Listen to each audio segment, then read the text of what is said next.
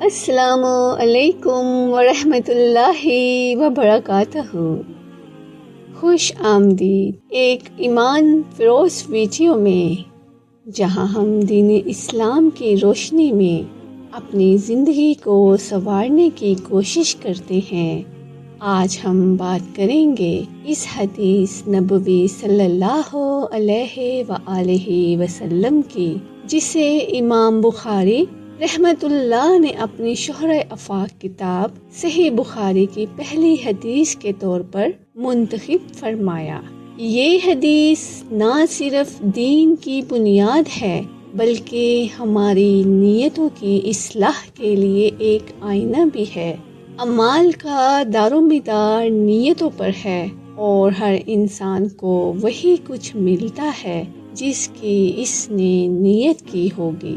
اس حدیث کا پس منظر ایک نہایت سبق آموز واقعہ ہے جو نبی کریم صلی اللہ علیہ وآلہ وسلم کے زمانے میں پیش آیا، جب مکہ کے مسلمان مدینہ ہجرت کر رہے تھے تو سب کی نیت اللہ اور اس کے رسول کی رضا کی تھی، لیکن ایک شخص نے ہجرت اس لیے کی تاکہ وہ مدینہ میں رہنے والی عورت ام قیس سے شادی کر سکے۔ اس کی ہجرت کا مقصد دنیاوی تھا، نہ کہ دینی۔ اس بنا پر لوگ اسے مہاجر ام قیس کے لقب سے یاد کرتے تھے۔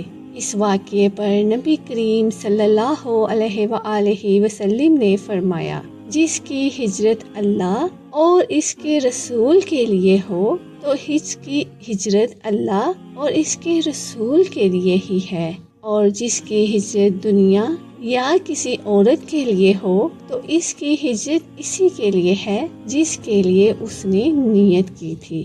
یہ حدیث ہمیں سکھاتی ہے کہ نیت ایک چھوٹا سا لفظ ہے، لیکن اس کا وزن ہمارے اعمال سے کہیں بڑھ کر ہوتا ہے۔ ہم نماز پڑھیں، روزہ رکھیں، صدقہ دیں یا کسی کی مدد کریں، اگر نیت خالص اللہ کے لیے ہوگی تو ہر عمل عبادت بن جائے گا۔ آج ہی سے ہم عزم کرتے ہیں کہ ہم ہر کام صرف اللہ کی رضا کے لیے کریں گے۔ اللہ تعالی ہمیں خالص نیتوں کے ساتھ جینے، عمل کرنے اور اپنی زندگی کو اس حدیث کے مطابق گزارنے کی توفیق عطا فرمائے۔ آمین یا رب العالمین۔